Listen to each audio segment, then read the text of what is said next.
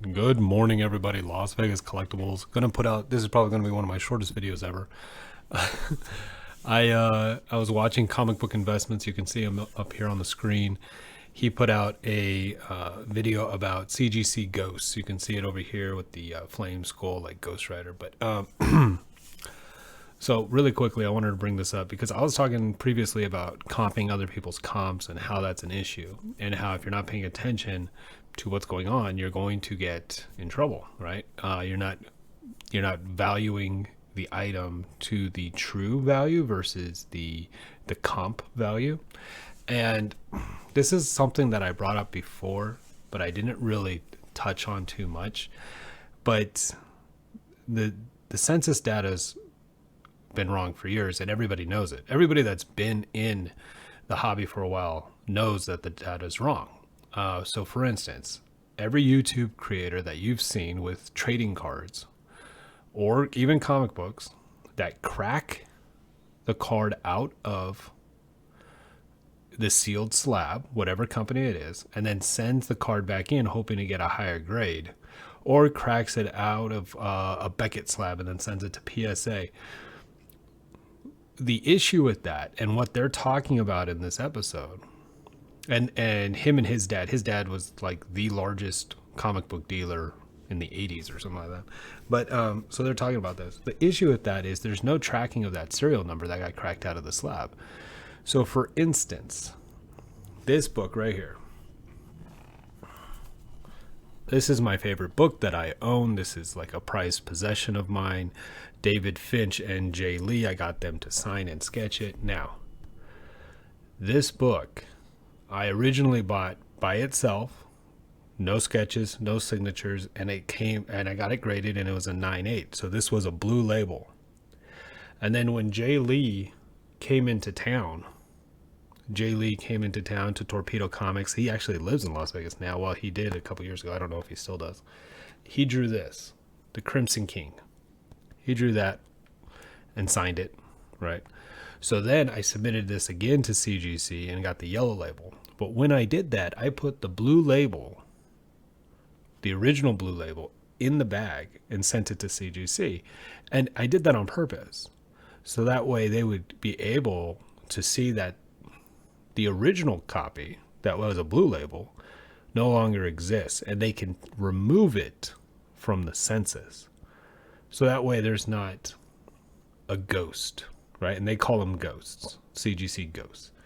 And then when David Finch came into town and I got him to draw Susan Delgado and sign it, I had to put the yellow label with the J. Lee Crimson King back into the bag and send it so they could remove the yellow label.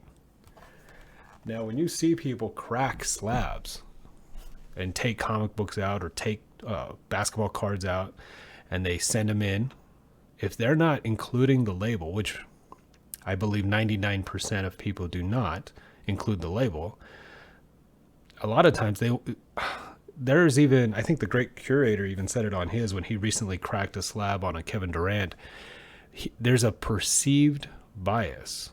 So, for instance, if you crack a Beckett slab and put that label in your PSA submission, the perception is, the belief is that PSA will grade differently, maybe more strict, because they see that you went to Beckett first.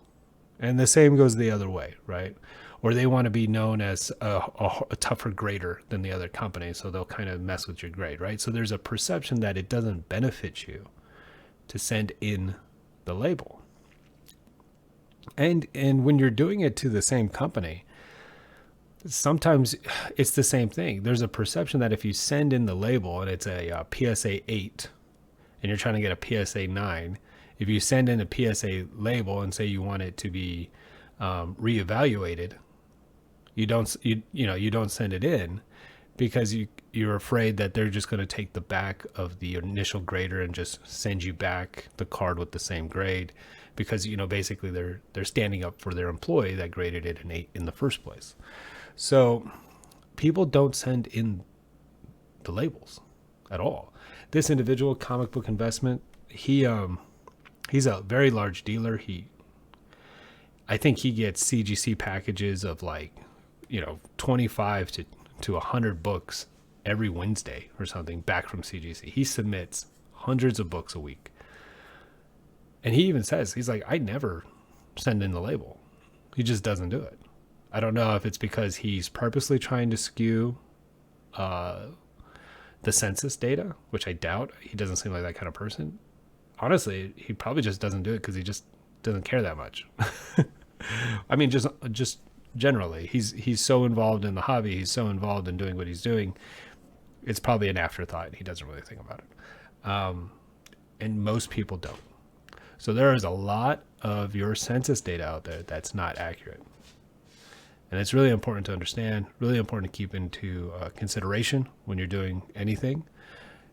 Just because the PSA census data says there's, 1,000 PSA 10s of a Shohei Ohtani rookie card. Well, that may not be true. Right? Like, it just may not. Maybe they broke it out of that PSA 10 label and sent it over to Beckett to try to get a pristine, right? Or if it says there's 10,000 PSA 9s, maybe there's only 8,000 because they try to break it out and send it over to Beckett for a 9.5 or try to resubmit it to PSA for a PSA 10. And if you've watched any other content creators' videos who actively are in this hobby and they constantly break stuff out, you'll see it too. Okay.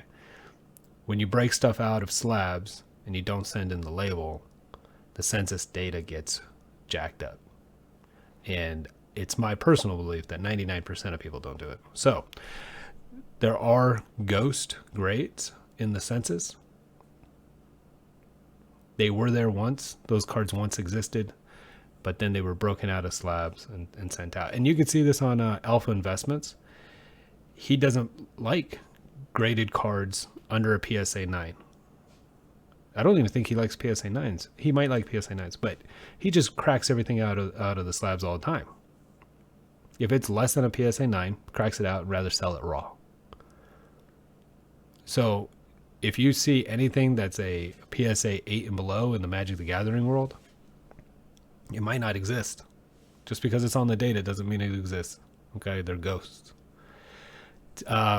My recommendation to combat all this is, honestly, buy what you like, because you might get stuck with it because that data might be wrong, right? And don't think that your item is worth more because, well, that means there's less supply of that. No, it's still worth what it's worth, right? You're not going to be able to skew the value some way. Remember, it's worth what people are willing to pay for it. Okay, but just because they say that there's 9,000 of a certain PSA 9 card doesn't mean there is. Okay, and so take that into consideration when you're making your decisions. And like I always say, the more information you have about any subject, the better decisions you can make for yourself in the future. And so, yeah. So good morning. I loved this topic. Had to put something out about it. Check out his videos. He does good stuff. Take care, everybody.